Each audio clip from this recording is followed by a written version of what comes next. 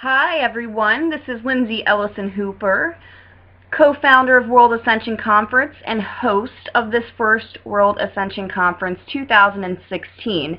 Today we have with us the very dear Adrienne Prince. We are so honored and humbled to have you as a guest speaker. Adrienne, how are you today? I'm good, Lindsey. Thanks for having me on. Yes. So I really want to get started on this. You are one of World Ascension's co-founders as well, and you're also doing something with Team Gaia. Could you go into what you're doing with Team Gaia as well?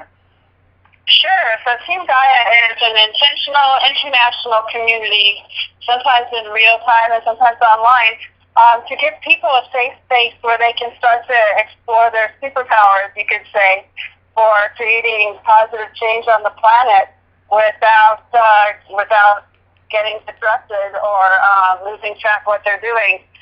We're so new to this idea that we really are co-creating what happens in the world that it's a fine art to really dial that in and to do it on purpose and do it in balance. Precisely. Adrienne, since we are doing this interview via phone, I just want to ask maybe if you could speak a little bit more clearly. Oh, sure. Sorry about that. No, you're fine. No, you're fine. You're fine. You're just on speakerphone, and we just want to get the enunciation and all that and make it clear for our viewers. But yeah, this Team Gaia thing sounds absolutely amazing. As you said, to really get involved with your etheric being and lay the foundation, as we all have the power within, to lay the foundation for this new positive timeline to come into the planet. Because if we are able to, ever heal ourselves as a species, as a society, and the planet, we must come together and we must be active and do something about this. Right, and so much of our effort has been put towards suppressing the things that we know and really on some critical, super intelligent parts of our basic humanity. That I guess my main message to people is that you really don't have to hold yourself back anymore. Obviously, we need to learn how to become super ethical beings, really, really embody that golden rule. But besides that, I think that so much of what we call education in this dimension has been to dumb us down and say, no, this isn't possible, and this isn't possible, and this isn't possible, and you've got to work with what you've got left. Yes, because the possibilities in all essence are infinite. And there is nothing that's impossible. I mean, we are proving things every day via science, medical breakthroughs that literally, I mean, you couldn't have told people, let's say a year ago that that medical professionals would be healing cancer with ultrasound wave therapy. Right, just a few crackpots 100 years ago would have been saying stuff like that. Exactly. So, Lindsey, something interesting. As you were talking to me about nothing is truly impossible, I'm outside, out in my yard, at this apartment complex, and just as you were saying that, I looked down and I saw a particular kind of flower that I have never seen before. And when that kind of thing happens, that's when I know that the newness of the universal creation is really happening. Yes, precisely. I made a Facebook post today. It's kind of like that movie, The Sixth Sense. And he's like, dead people. I see dead people. And I said, miracles. I see miracles. It's all about really, really rearranging our way that we look at the outcome. I see so many people say, oh, well, everything's going to hell in a handbasket. And I'm like, well, if you choose to believe that reality, that could happen. But if you choose to believe in the positive timeline and be active in it via whether it's astral travel when you sleep, or physically here on Earth, as World Ascension Conference and Team Gaia are doing, and many others, as Laura Eisenhower, she's our co-founder as well. Dolly Indigo Star is our co-founder as well. We're doing some amazing things, because we choose to focus on the positive, even though we've come to a point where we've almost been, literally kidnapped by the government. And we won't go any further with that, but so many hundreds of times, yeah. And yes. some people weren't so lucky, and they still hold space for us on the other side. Precisely. Yeah, and I really, I want you to confirm this for the viewers, because as we had so many technical difficulties this weekend with the conference, that it had to be delayed as far as your interview and several others because Sid couldn't host but for one day. I really want to reiterate to our viewers and to our members of World Ascension, anyone who decides to join with the membership, and we will soon have those details up, by the way, up on the website. We want to reiterate, we here at World Ascension, we're not putting on an airy-fairy fluffy mask. We're not presenting ourselves as perfect. We are human. We are going through this ascension process too. We are who we are. We're real. Well, it's so true. Yeah. Now, something that's so fascinating, so there's so many pioneers right now in all different fields, and entrepreneurship is something that people tend to get really attracted to when they want to disconnect from the matrix.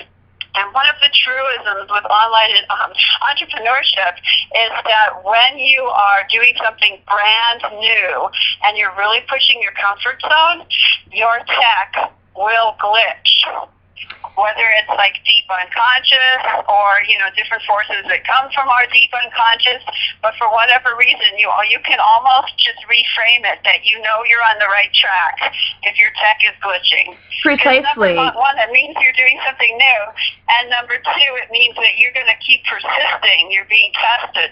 Exactly. As to whether you'll persist. And it means you're doing something great, because one thing that we do here at World Ascension is we don't judge. We leave the space open for all, for every single human being, even those of the negative that we perceive as negative, that tried to interfere technically with our conference last time, entities, what have you, the weird things coming over. We still send them unconditional love, because in order, like I said, to heal ourselves, we've got to embrace where we came from.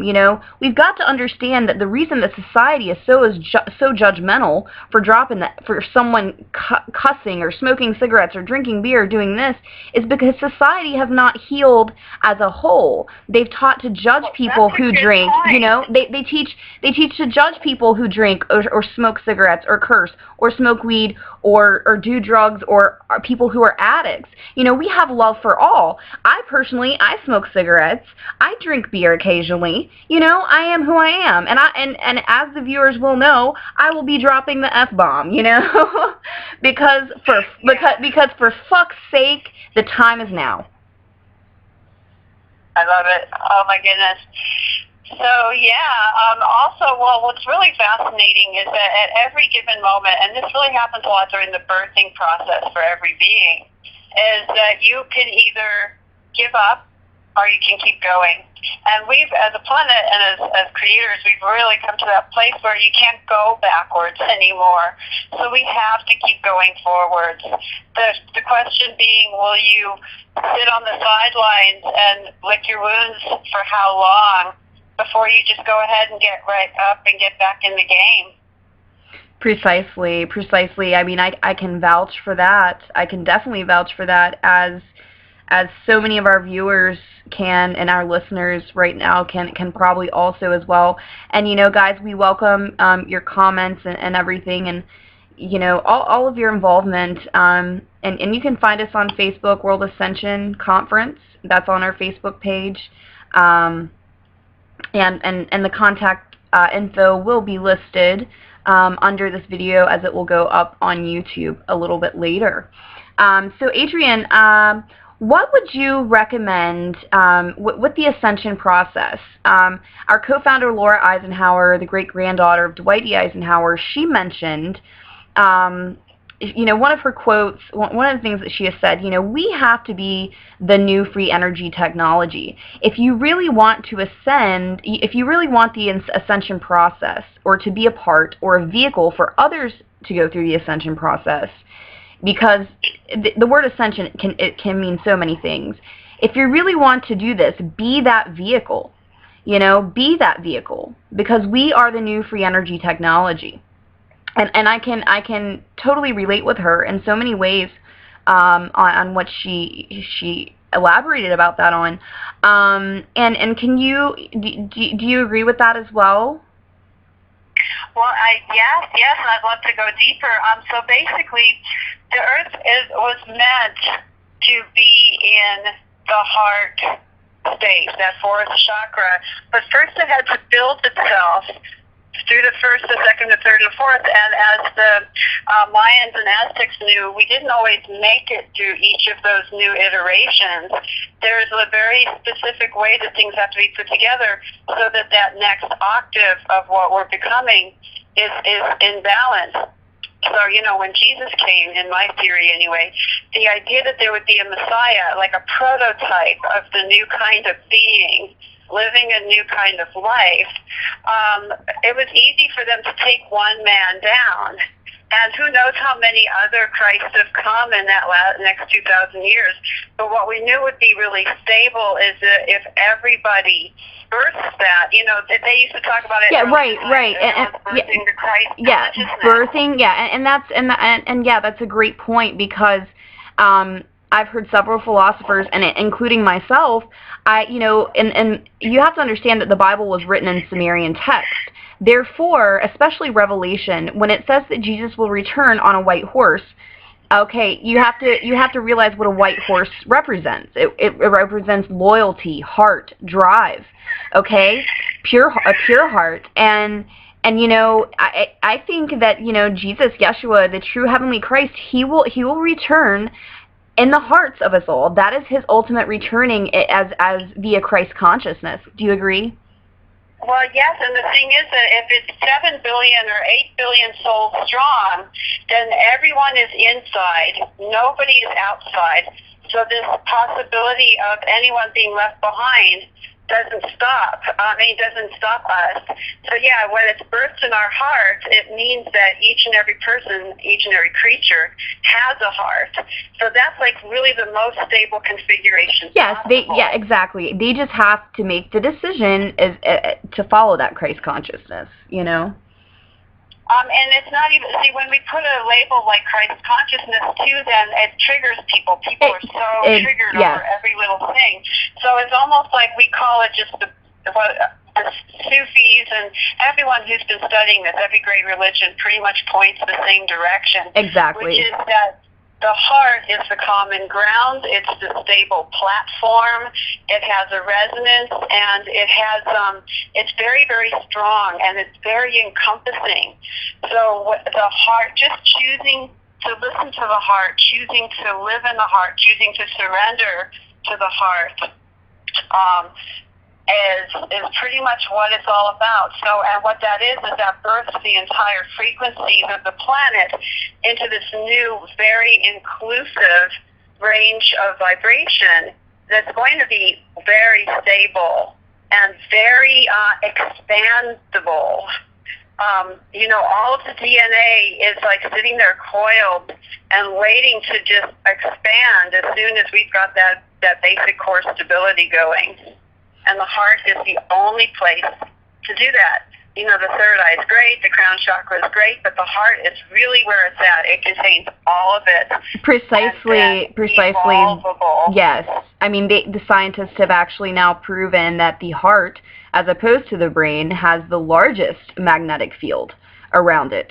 You can literally affect people with your heart in the third density that's like literally 3 or 4 feet away. Now, can you imagine how you affect people via your heart in this 4th and 5th and 6th densities coming in? Yeah, it's really fun. And what feels so great about understanding this is that each and every person gets to participate as themselves. You don't have to bleach anything out. You don't have to really even change anything. It's more like you're just coming from a different part of yourself, the part that understands stuff, not the part that wants to exclude. Yeah, or not the part that, so cool. you know, I see so often in humans, and I just want to ask if you agree, you know, we're constantly criticizing ourselves because of what society has told us is what wrong is right. You know, it's like, I'm not saying, you know, go out and, you know, just lose yourself on, you know, alcohol or drugs or this or that.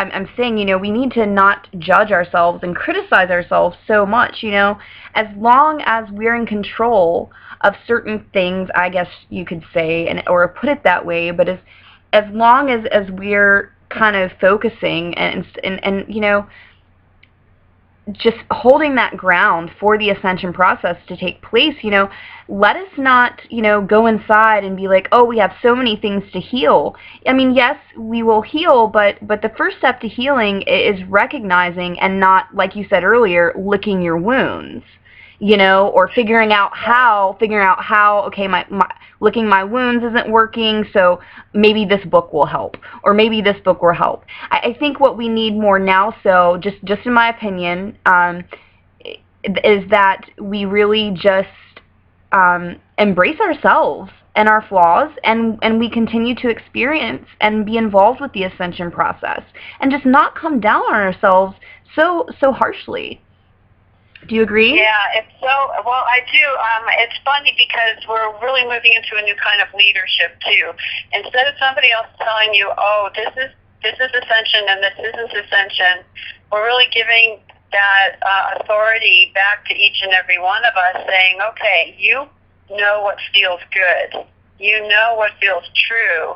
And our society is very, because we create consumer products, we're very much into perfection. And that comes from the spirit side of, you know, who we are too, you know, the part of us that came in and didn't know time, space, and we were weightless and all that. So there's a part of us that's a part of our culture that really emphasizes perfection and polish. And that's been used as an excuse to really exclude people from the kingdom of God, basically. Yeah. You know, it's like, oh, you're not good enough, you're not enlightened enough, you're not together enough, you know, you're just going to have to sit there until you are healed enough. And meanwhile, I mean, I think that some souls have been downright naughty. I myself have been kicked a lot of times by people saying, hey, why aren't you more confident? Kick. And it's like, really, that's not nice. And I think that their motives maybe weren't good. But those people are kind of going bye-bye, or they're going to go play in their little room by themselves over there. And, you know, also they're going to create, and we're going to co-create something awesome over here. Exactly, but, you know, we also have to understand that whatever feels negative is also helping us grow, you know, these people in our lives. I mean, I could sit there and curse so many people constantly, but I'm like, thank you for calling me crazy, because, you know, I mean, for example, the Catholic Church has now deemed Mary Magdalene as an apostle. This just happened a couple days ago. And I'm like, I've been saying this for years, and my friend asked me, she said, Lindsey, would you take it back, you know, being called crazy? And I said, not for one moment, you know, not for one moment. Yeah, because you had to look at it and, like, go, okay, I disagree, and that all made you stronger. So that was pretty awesome. You know, if you never got told that you were crazy, if you never had to push against that, you might not know why you're so awesome. Well, you know, and that like, goes with... I'm awesome because everyone approves of me. That's not very strong foundation to live on, because the moment somebody doesn't approve of you, suddenly you're not awesome anymore. Yes, I think you need to repeat that for our listeners. Oh, I know, right? Well, basically, if you hadn't experienced self-decision, if you'd experienced nothing but approval, then you can actually have the opposite problem. And I have seen people have this problem where they're like, how do I know I'm any good if everyone's been approving of me all my life? You know, it's like, are they approving of me because they think I'm too weak to handle the truth? So, you know, you're only as strong as your ability to get back up, basically. Right, so you know, like, and thank you. Isn't that kind of like what the movie Fight Club was about? It's like, let's go and knock ourselves down. Let's go beat ourselves silly with no protections. Let's get as strong as we can. Exactly. And that's the thing, you know, when I went into my whole awakening process, there were so many people calling me crazy, the bestest of friends, the best, like, these people who I thought were very there for me. And I'm not saying that they weren't there for me. I was coming off in a different vibration. I was speaking truth that they had never heard. And I don't hold anything against them. I love them all, because certain people can't handle certain things at certain times with the ascension process. Am I correct? You can't put the cart before the horse. I do wonder if there is a perfection so here I am. I've just barely salvaged my self-esteem after, 40 years of getting knocked down about this kind of stuff. But I can almost start to, and I can be super grateful for every step of the way.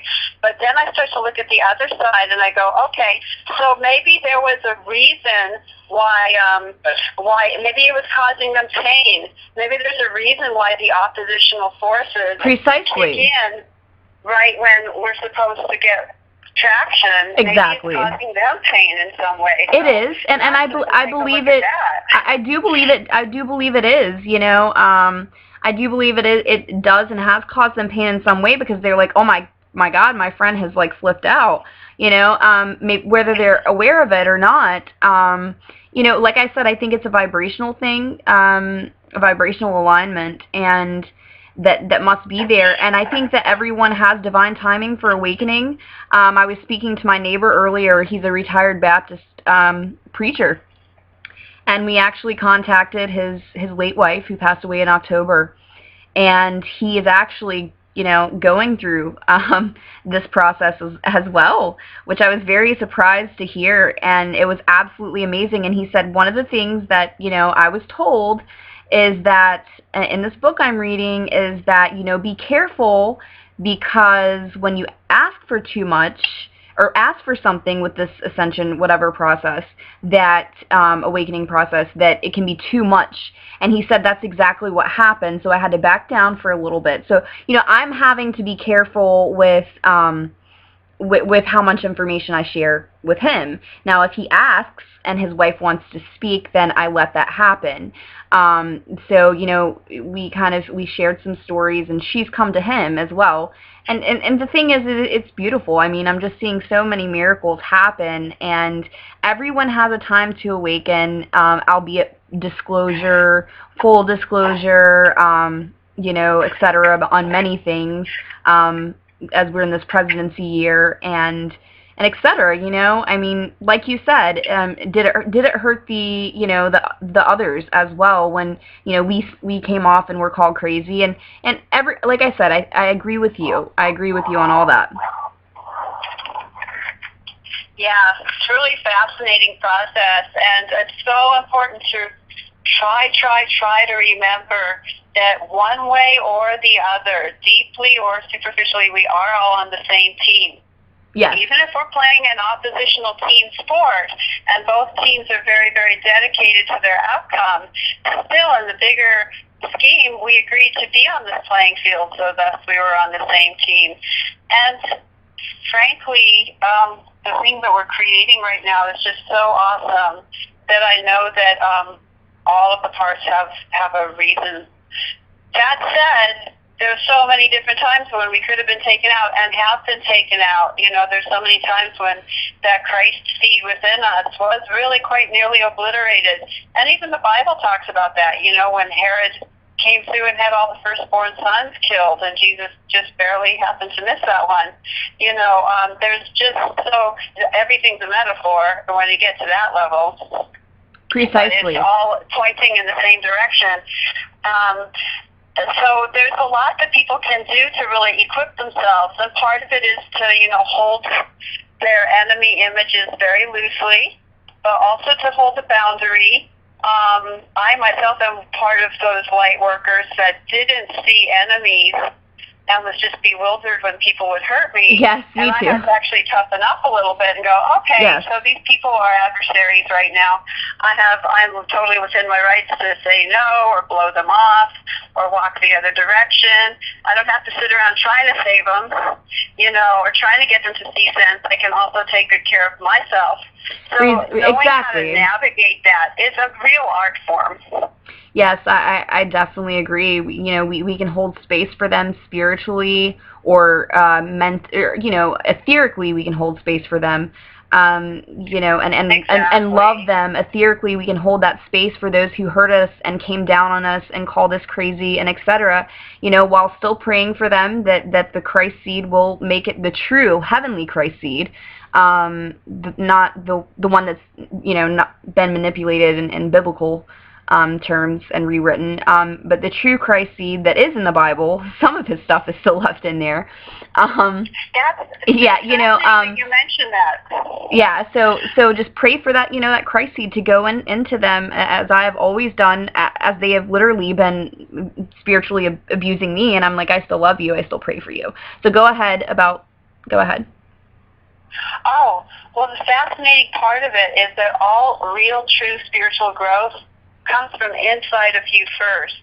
The way you even know that something that you're listening to is true is because you already felt it or thought it on some level. So that's the really fascinating part. And, of course, that could go too far with everyone being spoiled brats or something and going, I know I'm right. But the thing is that I find it so intriguing that all of the holy books tried to describe this truth. And then people who are insecure will try to look to that outer manifestation and use it as a signpost. And sometimes that works and sometimes it doesn't. But it really, all of your inner knowing comes from within first. Why they call the relationship with God a personal relationship. That nobody, not your pastor, not your guru, can get in between you and your relationship with life source energy. And I find that so fascinating. It's like we tried so hard to create these religions to describe truth, and then they ended up just like making it more difficult sometimes. So I'm really in the camp that believes in like radical re-empowerment, like trust yourself, love yourself, know yourself. Don't be a fool, don't be arrogant, but to really just love and trust and know yourself. And when you do that, then you start to get a new appreciation for other people and what they're going through. Precisely. But it's got to start from within, because if you put your attention in the outer world, it's going to steer you 1,000 different directions. It's like you have to start within. Yes. I definitely agree. Isn't it fascinating? Love it. Yes. Well, Adrienne, before we end the show, I wanted to open it up for any other topics that you wanted to put in. Let's see. Well, I'd love to encourage people to come and visit my website so that they can be on my mailing list, because I want to be able to say hi to you. And I also have got 4 little videos that I've made that help you stay in balance. It's called 4 Core Practices for Earth-Shifting Visionaries. And that means that people who have really taken it on themselves to create the difference on the planet, there's a few best practices that can help keep you in balance, things that you can touch upon and know are really true, and that just really help you grow in tune. And so if people would come to team-gaia, GAIA.com, then they can get access to that video course. And then, of course, anytime they get an email, they can just hit reply and actually communicate with me personally. And we'll get you in our Facebook group and just introduce you to some amazing people from all over the world who, in quiet and visible ways, are really holding the space for us to become that new octave that we are. Awesome, Adrienne. And yes, you guys, this is the lovely Adrienne Prince. And she is such an amazing being. I love her so much. And we will include all of this, all of her information and etc. You can find her on Facebook, Adrienne Prince. The name spelling it will be, you'll be able to find her. Yeah, and we hang out. Yeah, exactly. And feel free to shoot her a message on Facebook or follow her on Facebook. And you guys can all feel free to do the same with me. Lindsey Eliocin Hooper That information will be available. And we want to say thank you to all of our other co-founders that are not present at the moment, which I will also be conducting interviews with very soon. Laura Eisenhower, we love you so much. Thanks for being such an amazing part of this. Dolly Indigo Star, we love and thank you so much for being a part of World Ascension here. So, anything else, Adrienne? I know I already asked you. That's but it, Lindsey. Okay. I'm just so grateful for Dolly and for Laura, because they've really been holding the space for people to be more verbal and vocal and visible. And true with their selves. I think it's so great. And just to be authentic and organic and be who you are, people. We love you. Just freaking be who you are. Like, no masks. Just embrace everything. Keep doing what you're doing. You're beautiful, and we love you. I loved it. You know, somebody changed my world when they said the phrase, "You do you." It was a transgender girl I was in a workshop with, and she was like, you know, people might not like me, but I just do me, and they can do them. And I was like, oh, yeah. So that's like, I love how, like, such profound things end up right in the middle of our pop culture and in our conversations. Precisely. It's a beautiful thing. All right, Adrienne. We will let you go, and thank you so much for being here with World Ascension Conference. We look forward to having you back with us. The next dates for our conference coming up will be July 16th and 17th. We hope to see you there. Lots of love, lots of blessings. Lindsey Eliocin Hooper signing off. Bye.